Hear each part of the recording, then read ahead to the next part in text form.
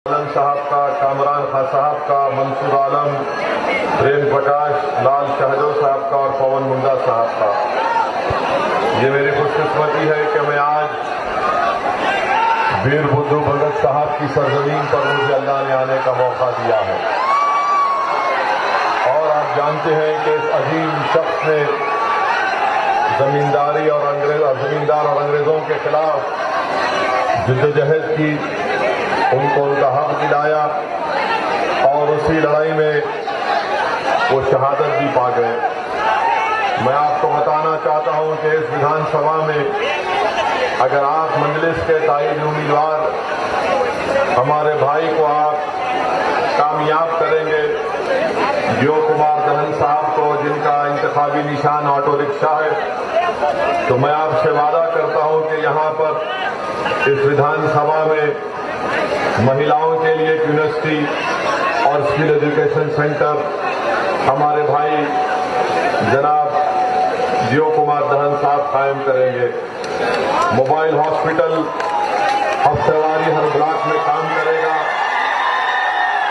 और हर परिवार को गवर्नमेंट स्कीम का 100% हिस्सा उसको दिलाया जाएगा। सरकारी की प्रोसेसिंग यूनिट इंशाल्लाह यहां पर लगाई जाएगी। स्टूडेंट्स का 100% स्कॉलरशिप का इंतजाम किया जाएगा और खास तौर से पुलिस और पैरामिलिट्री के नौकरी के लिए यहां पर इंशाल्लाह ताला जियो कुमार दहन साहब एक ट्रेनिंग सेंटर कायम करेंगे और जो टीचर की वैकेंसी है उसको पूर्ण किया जाएगा और जो विलेज तक हर स्कीम है विजय कुमार दहन साहब इस पर अमल करने की पूरी कोशिश करेंगे। मैं आपका शुक्रगुजार हूं कि आप लोग इतनी बारिश में भी भीग कर यहां पर खड़े हैं। मैं आपकी मोहब्बत को सलाम करता हूं, आपका शुक्रिया अदा करता हूं। मुझे यकीन है कि ये आपकी मोहब्बत इंशाअल्लाह ताला यकीनन जियो कुमार दहन साहब को यहां का विधायक बनाने में कामयाब करेगी। मेरी आपसे गुजारिश ये है मेरे अजीज दोस्तों और बुजुर्गों कि आप देख रहे हैं कि झारखंड में यहां पर क्या हुआ रांची में, और आप जानते हैं कि मुदस्सिर का और हमारे भाई का, दोनों बेटों का झारखंड मुक्ति मोर्चा की सरकार और नरेंद्र मोदी की सरकार दोनों ने मिलकर मुदस्सिर और फजल को कत्ल कर दिया।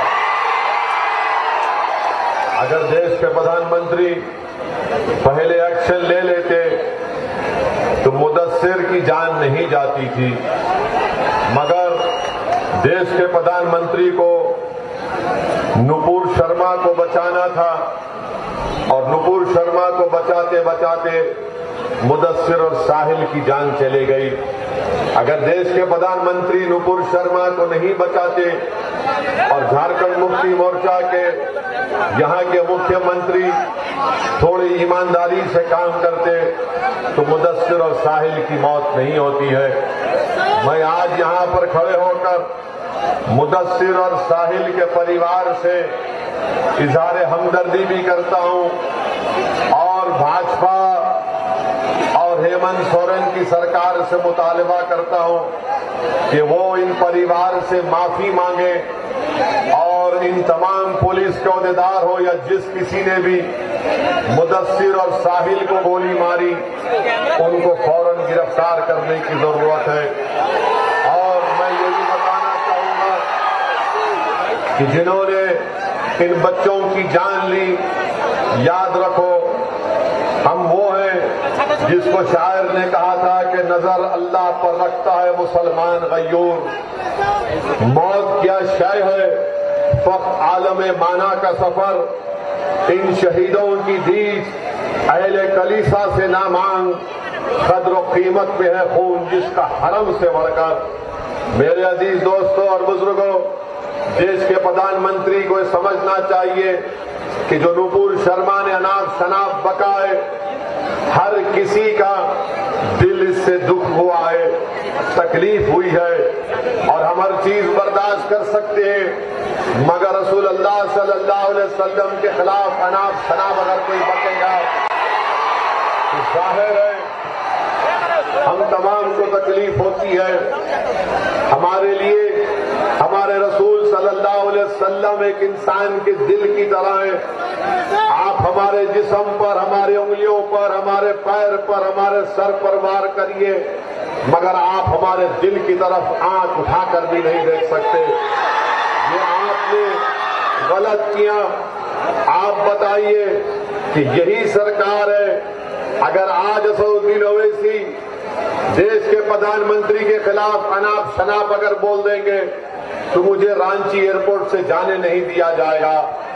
अगर मैं भाजपा और योगी या फिर आरएसएस के लोगों के खिलाफ कुछ अनाप शनाप कह दूं तो मुझे रोक दिया जाएगा।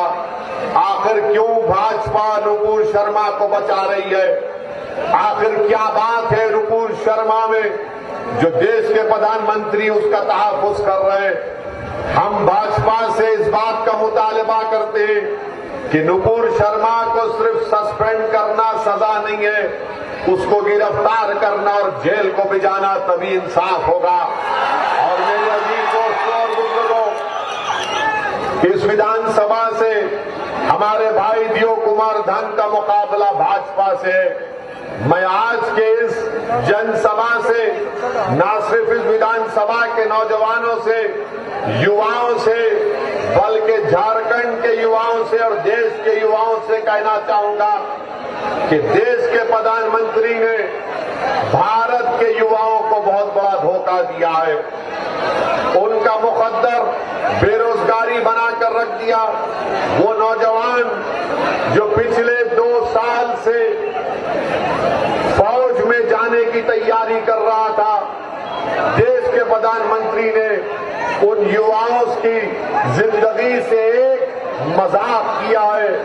और आज आप देखते हैं कि जो पॉलिसी भाजपा ने बनाई है कि फौज में भर्ती के लिए, एयरफोर्स और नेवी में भर्ती के लिए देश के प्रधानमंत्री ने कहा कि 4 साल काम करो और 4 साल के बाद तुमको निकाल दिया जाएगा।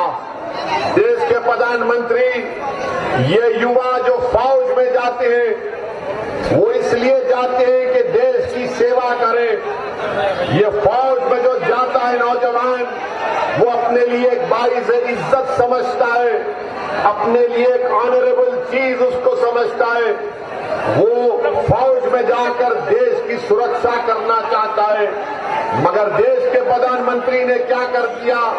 देश के प्रधानमंत्री ने कहा कि ये आपको कॉन्ट्रैक्ट के ऊपर लिया जाएगा, 4 साल काम करो और 4 साल के काम करने के बाद तुमको हम चौकीदार की नौकरी दे देंगे। आप बताइए कि कोई अगर फौज में जाता है, कोई एयरफोर्स में जाता है, नेवी में जाता है, तो कभी पाकिस्तान के फौज से आंख में आंख हमारा सिपाही कर लड़ाता है, तो कभी डिप्सांग और हॉट स्प्रिंग पर चीन की फौज से आंख में आंख मिलाता है। और 4 साल वो अपनी जान की कुर्बानी देने के लिए तैयार रहता है। या तो वो चीन और पाकिस्तान की फौजियों को मारता है या खुद मर जाता है। आज उन युवाओं को देश के प्रधानमंत्री भूल चुके हैं। भाजपा वालों, कहां गया तुम्हारी देशभक्ति? तुम्हारी देशभक्ति ये है कि तुम युवाओं को जो अपनी जिंदगी जोखिम में डालते हैं, खतरे में डालते हैं, देश के प्रधानमंत्री, क्या आपकी ये देशभक्ति है कि ये आपकी भारत मां से मोहब्बत है कि आप इन नौजवानों को जो अपनी जान देने के लिए तैयार रहते हैं, आप उनसे मजाक कर रहे हैं? देश के प्रधानमंत्री को ये अग्निपथ की, अग्निवीर की पॉलिसी को वापस लेना पड़ेगा। भारत का युवा खामोश नहीं बैठेगा। प्रधानमंत्री याद रख लो, अब आप दिल फरेब झूठे वादे नहीं कर सकते। आप बताइए कि एक नौजवान 2 साल से तैयारी कर रहा है और अचानक भाजपा की सरकार कहती है कि सिर्फ 4 साल काम करेंगे, 22,000 तनख्वाह महाना मिलेगी। 28,000 मिलेगा और जब 4 साल के बाद उसको 11 लाख रुपए दे देंगे। देश के प्रधानमंत्री, आपको किसने अख्तियार दिया? कौन आपने इस तरह का फैसला आपने ले लिया जो देश की सुरक्षा से आप खिलवाड़ कर रहे हैं? देश के प्रधानमंत्री सुनो, चीन की फौज भारत की जमीन पर बैठी हुई है। पाकिस्तान से आतंकवादी आज भी हमारे देश में आते हैं। 1 लाख वैकेंसी है, 1 लाख फौजियों की जरूरत है भारत को, और देश के प्रधानमंत्री कह रहे हैं कि 45,000 को हम नौकरी देंगे। 4 साल के बाद उनको निकाल देंगे। 25% को दोबारा फौज में लिया जाएगा। उस फौजी को न डियरनेस अलाउंस मिलेगा, न ग्रेच्युटी मिलेगा, न मेडिकल इंश्योरेंस मिलेगा। देश के प्रधानमंत्री, आप इन युवाओं को जो चीन और पाकिस्तान की फौज से आंख में आंख मिला रहे, क्या आप इस तरह से इनका बर्ताव करेंगे? क्या इनकी कुर्बानी को आप रायगा जाने देंगे? मैं भारत के युवाओं से अपील कर रहा हूं कि तुमको असदुद्दीन अवैसी से मोहब्बत नहीं होगी, मगर मुझे देश से मोहब्बत है, मुझे देश की सुरक्षा से मोहब्बत है। मैं नहीं चाहता कि चीन और पाकिस्तान भारत के लिए खतरा है। मैं मानता हूं हमको अपने सिपाहियों को मजबूत करना है, मगर देश के प्रधानमंत्री एक फार्मूला निकाल दिए, 4 साल काम करो और फिर एक गाजर की पुंगी उन नौजवानों को उनके हवाले करके कह रहे देश के प्रधानमंत्री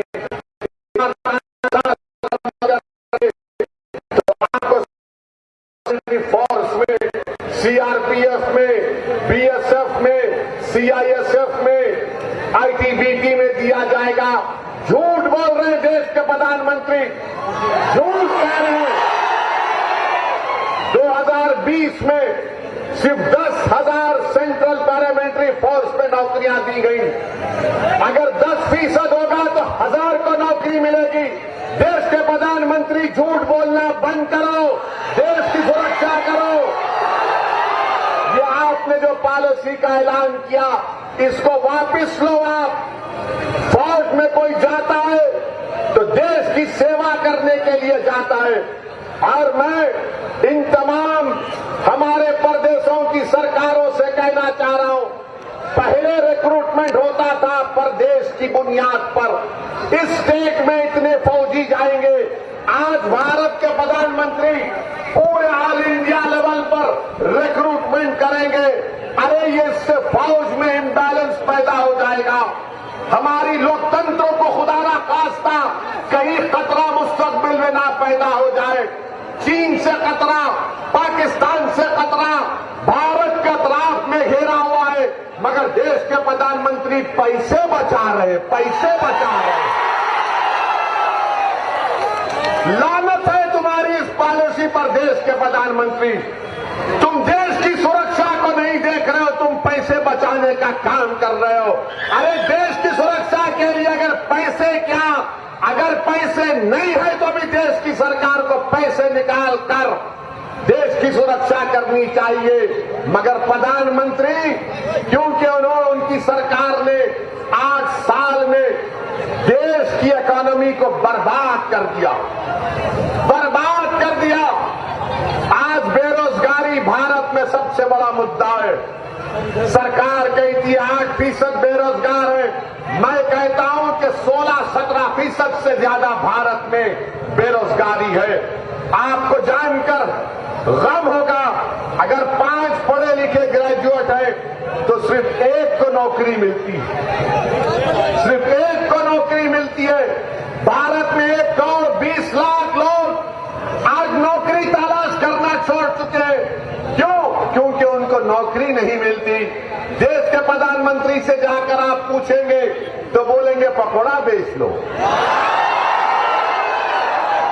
2015 में मोदी ने कहा था कि मैं 2022 में 10 करोड़ नौकरियां दूंगा। Make in India, startup India, skill India, run India, sit India, क्या क्या कहा था? कितनी नौकरियां दी आपने? आज देश के प्रधानमंत्री कह रहे हैं कि 2024 तक भाजपा 10 लाख नौकरियां देंगी। अरे देश के प्रधानमंत्री क्यों झूठ बोल रहे हैं आप? क्यों झूठ बोल रहे हैं? क्या फरवरी 2022 में पार्लियामेंट के क्वेश्चन में ministry of personal Jitendra Singh ने जवाब दिया था? कितनी नौकरियां आपने दी? आपने जवाब में कहा था 8 लाख वैकेंसी है और आपने 8 साल में सिर्फ 70,000 नौकरियां गवर्नमेंट ऑफ इंडिया में दी। आप बताइए 2 साल में 10 लाख नौकरियां कहां से देंगे? 10 लाख नौकरियां नहीं है भारत सरकार के पास। भारत सरकार के पास 55 लाख नौकरियां हैं। देश के प्रधानमंत्री पैसा बचाना चाह रहे हैं। अरे युवा बेरोजगार हो गया है, गरीबी उसका मुकद्दर बन चुका है, कीमतें आसमान को छू रही हैं, पेट्रोल डीजल कहां कितना बढ़ता जा रहा है, मगर देश के प्रधानमंत्री को इसकी फिक्र नहीं है। हम आपसे अपील कर रहे हैं, ये विधानसभा के इलेक्शन में अगर आप एक मौसर जवाब देंगे, मुदस्सिर के मौत का जवाब वोट से देना है आपको। देंगे आप देंगे जवाब? क्या मैं जाकर उसकी मां से कह दूं कि आप जवाब देने वाले हैं? क्या आप बेरोजगारी को मुद्दा बनाकर वोट देंगे भाजपा के खिलाफ? क्या आप ये जो फौज की पॉलिसी है जिसमें देश की सुरक्षा को दांव पे लगा दिए भारत के प्रधानमंत्री, क्या आप उसके खिलाफ वोट देंगे? आप याद रखिए, जब आप वोट देंगे, भाजपा को हराएंगे यहां से, तो देश के प्रधानमंत्री को तब मालूम होगा कि अब चाय बेचने की बात अब मैं नहीं कर सकता।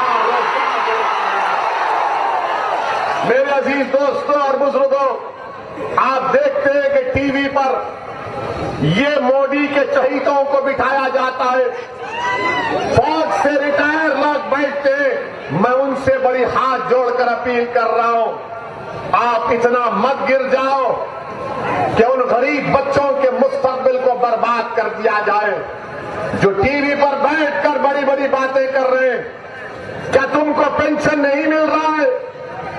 फौज से रिटायर हुए तुमको पेंशन मिलेगा।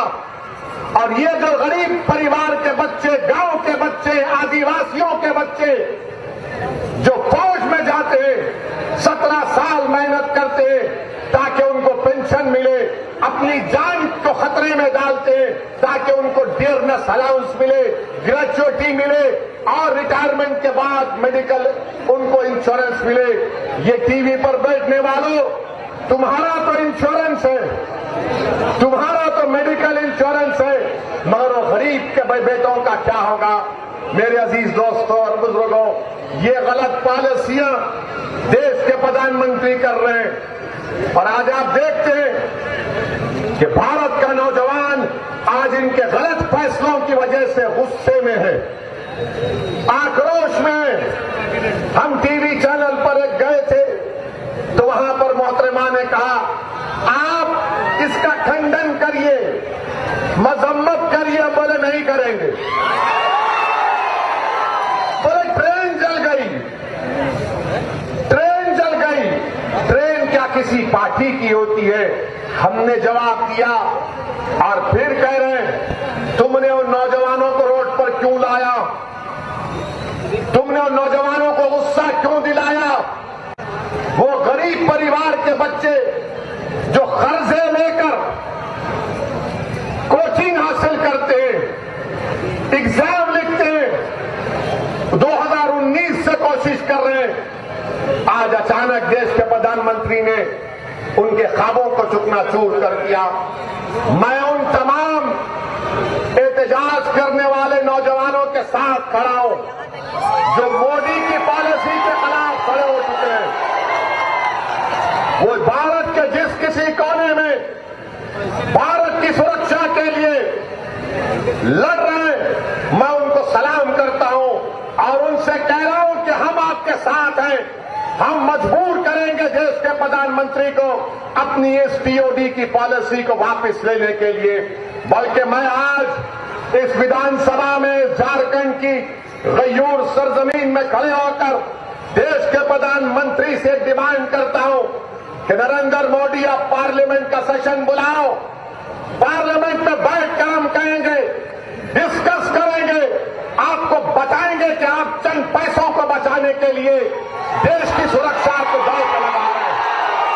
बुलाओ, पार्लियामेंट का सेशन बुलाया जाए, वो पार्लियामेंट के सेशन में हम बताएंगे। लोकसभा में खड़े होकर चीन से खतरा है, पाकिस्तान से खतरा है, 1 लाख अभिनव वैकेंसी जिनको अब घर में बैठना चाहिए अल्लाह अल्लाह करते हैं। हमारे जाने के बाद वो बोलेंगे 2-3 जीत गए तो क्या होगा मजलिस के। अरे तुम्हारे पास जितने विधायक बैठे हुए हैं, तुम जीएमएम की तायीद कर रहे हो और दोनों बच्चों को सर पर गोली मारकर उनकी जान ले ली गई। मीडिया ने लिखा कि मुदस्सिर ने इस्लाम जिंदाबाद का नारा लगाया तो गोली मार दी। क्या कांग्रेस पार्टी में मौजूद जो विधायक हम उनसे पूछना चाह रहे हैं, आपने अब तक उन पुलिस के अहदेदारों को सस्पेंड क्यों नहीं करवाया?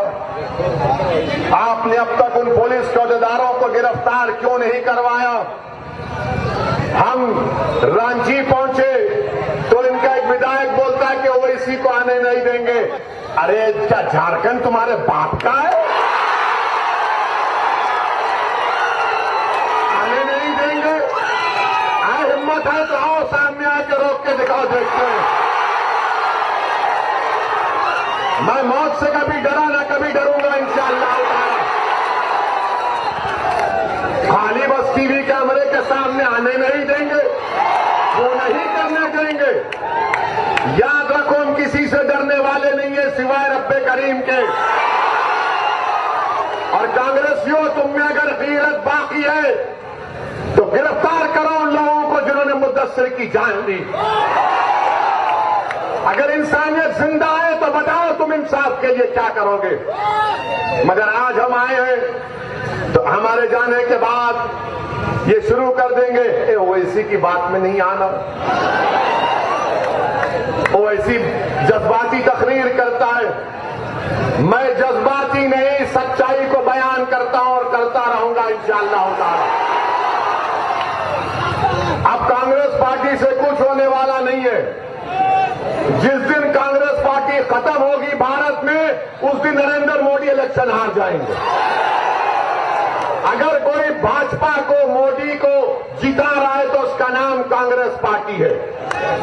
ये कमजोर हो चुके हैं, इतने कमजोर हो चुके हैं कि इनके लीडर को दिल्ली में ईडी बुलाती है तो 100 लोग दिल्ली में जमा नहीं कर सकते। ये 100 लोग को जमा नहीं कर सकते।